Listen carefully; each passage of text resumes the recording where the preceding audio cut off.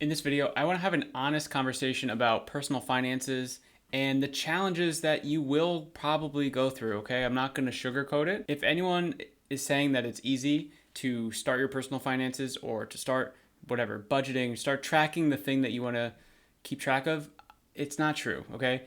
And this isn't to like put anyone down or make it seem even harder or a bigger mountain to climb when you're thinking about your personal finances. So for some extra context, my name's Chris. I've been an accountant now for 10 years and I help people with their personal finances. I talk to people every single day about their personal finances.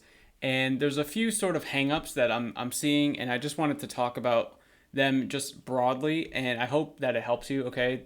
And these are struggles that people are having, I think, internally, right? It's a struggle because most of the people I talk to, they're in pain, right? They have a problem. They're living paycheck to paycheck. The debt is escalating.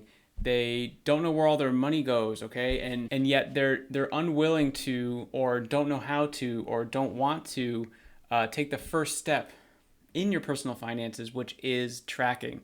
And it sounds daunting to, I want you to think about it like one of those detective shows, okay? So surely you've seen a detective show. A murder happens or whatever, and the team goes in this room. There's this whiteboard, and they start throwing up pictures of suspects, and they got string tied to the evidence and all this other stuff, right? The alibis, I don't know, the phraseology, right? Everything's connected, right? They do everything's connected. They try to figure out what's going on, and that's your personal finances in a nutshell. We got to throw it all up on the whiteboard.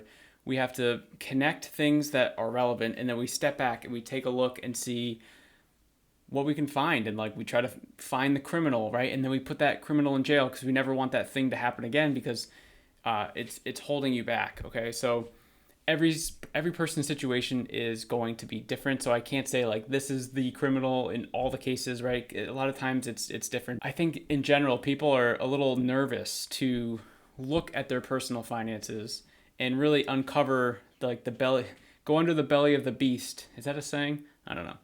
And just try and figure out what's wrong, but they're nervous. But it's funny how it works because personal finances are personal, right? So your personal finances are personal to you. My personal finances are personal to me. In most cases, the person most responsible for your personal finances is you. Said differently, you're the person that put yourself in that situation. And sure, there could be some outside factors, occasionally, but at the end of the day, like it's on you. And I'm somewhat talking to myself because I went through some challenges as well. And, my wife and I, we had $43,000 worth of debt. We were living paycheck to paycheck back in the day. And this is before we were doing this. And I'm an accountant, right? And I wasn't even doing this like 10 years ago. And so I wanted to share that because like things can change. Like I was ass at my personal finances. I was garbage, okay? And now I'm showing people, helping other people how to do it. So I'm trying to share that there is a path to success here. But it just starts with action, and then it starts with consistency. Okay, so action meaning what's the issue? Okay, in most of the cases, the first thing you're going to want to do is you're going to want to budget. Okay, and I know some of you are probably sitting there like rolling your eyes, like, oh God, here's another person telling me to budget. I don't want you to budget to just cut things out of your life. I want you to budget so that you can see everything in front of you, see where your money's going, and then try and be more intentional with how you're spending your money going forward. So if you're like, I don't know where my money's going, and then you put it all out there and you're like, wow, I spent $500 on DoorDash last month. It's like, well, that's where your money's going, right? And you're like, wow, I didn't think I spent that much. Or, I just thought it'd be like 100, $200. It's like, it's hard to keep track of 30 days worth of transactions in your head. Okay. So that's why we have to track and we have to throw it in front of us. We have to look at it. It might be hard. Like it might be cringy. You look at it and you're like, oh my God, I suck. And you beat yourself up internally, but that's just a quick, small little hurdle. And then you're like, okay, like the only person that can fix this and the only person that's going to care enough to fix this is me. You got to do it because you're the only one that can do it. Okay.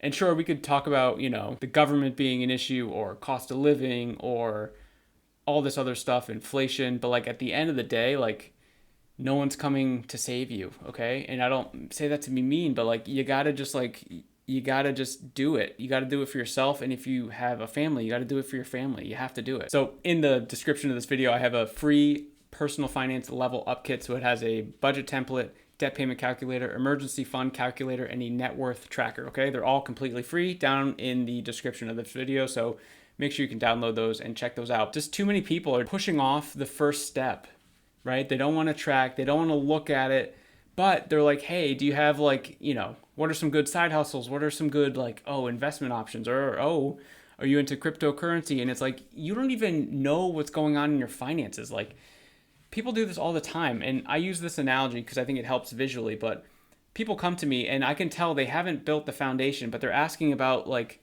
what I can do on the third floor of their building, like the cryptocurrency, or like, hey, like I saw this guy online. He said if I, put $100 into this thing, it'll make $1,000 by the end of the month. And it's like, that sounds like a scam, and you don't really have any knowledge about that, but yet you're not willing to like budget or look at your finances. You want the outcome, but you don't want to put the work in. Okay. And that's the most frustrating part to me. It's like, oh, I want to like be rich. And you see all these people on Instagram with like their yachts and their trips to whatever. And like, sure, maybe those people are also in massive debt, right? Who knows with Instagram, right? Everyone's just trying to show their best life. But my point is, you got to be willing to put in the work. You got to start at ground zero. You got to start at the foundation. You got to track your finances. And for me, back in the day, again, I was ass with my personal finances. About 10 years ago, I didn't even know how much money was in my bank account, right? That's embarrassing. I didn't even know to the nearest like $1,000, like how much was in there. Basically delayed the sale of my car, which I still have, by the way. It delayed the sale of the car because I didn't have enough money in my checking account to give them the proper down payment of the check. And it was just like really, really embarrassing. And that was my first like hell no moment of my life for my personal finances. I was like, I went to school for accounting. I'm supposed to be this guy with like numbers and finance stuff and figure all this out. And I don't even know how much is in my bank account. Like, it was so embarrassing. So I started there and I went, okay, let me just see how much money I start with at the end of the month and how much I end with at the end of the month. Okay. I started with just like how much money's in there. And then it's like, okay, does that mean it's going up or down? Right. And back then I didn't really have as many obligations as I do now. So it was like slowly going up, which is great.